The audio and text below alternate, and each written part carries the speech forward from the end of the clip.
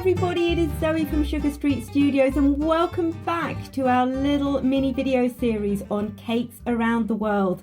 Today we are in the good old US of A for a modern classic, the red velvet cake. So there are two key ingredients in the red velvet cake which give it its distinctive velvety texture and also the colour. That is buttermilk and cocoa. Traditionally, the red velvet cake is layered with an ermine frosting, and that's what I'm going to make here. It's an old-fashioned milk buttercream, and I like to pair the red velvet with this because it just gives, it's a slightly more delicate flavour, and so the flavour of the red velvet comes through better, in my opinion. I'm going to show you my method for the ermine frosting, but by all means, feel free to swap it out. Now you can make this in one bowl, but I'm going to divide the dry ingredients and the wet ingredients. So in that bowl I have 275 grams of plain cake flour, to which I've added 2 tablespoons of cocoa powder and a teaspoon each of salt and baking soda. I'm going to set that to one side, and then my wet ingredients are 250 ml of buttermilk and a teaspoon each of good quality vanilla extract and apple cider vinegar. Whisk and put that to one side. And then in my cake mixer, I have 225 grams of soft unsalted butter and 340 grams of golden caster sugar.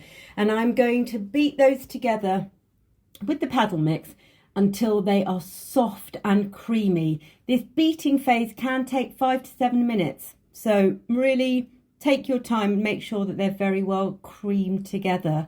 Once they're well creamed together, you can then add 2 whole eggs. I add them one at a time, scraping down the sides of the bowl as I go to make sure that everything is really well combined.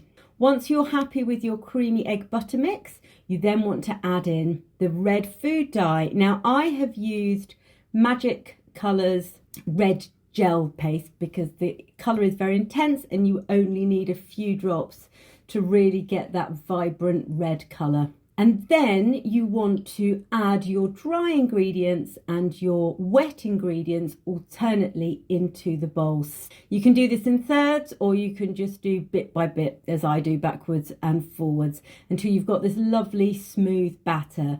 Now this mix, as I said earlier, will make a 2-layer 8-inch cake, in which case divide it into 2 pans, or I am going to do a 3-layer 6-inch cake.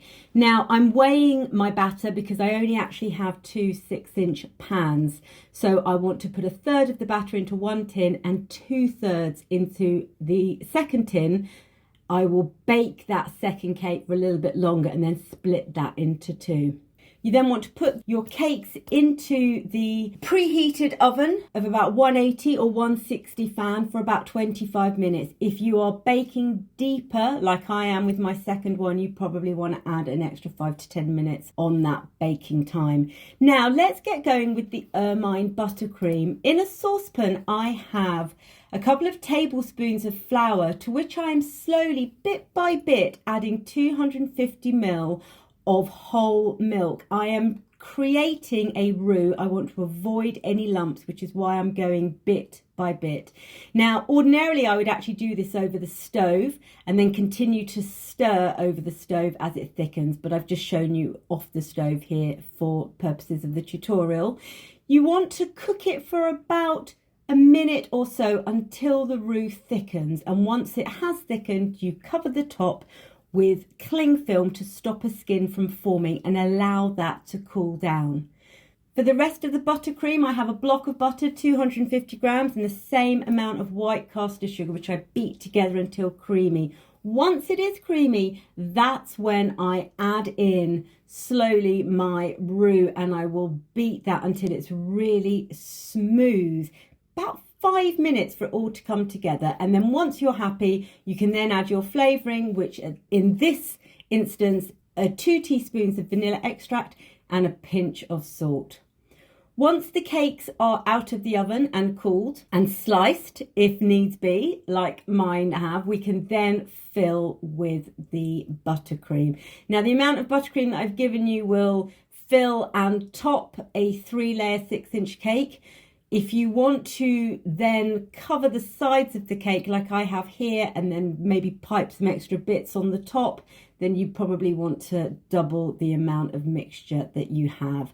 So I've layered my cakes up and I'm just doing a very fine crumb coat here, and then I'm going to put the cake into the fridge for an hour or so just to set up and just to become nice and firm before I finish off with my second layer of buttercream.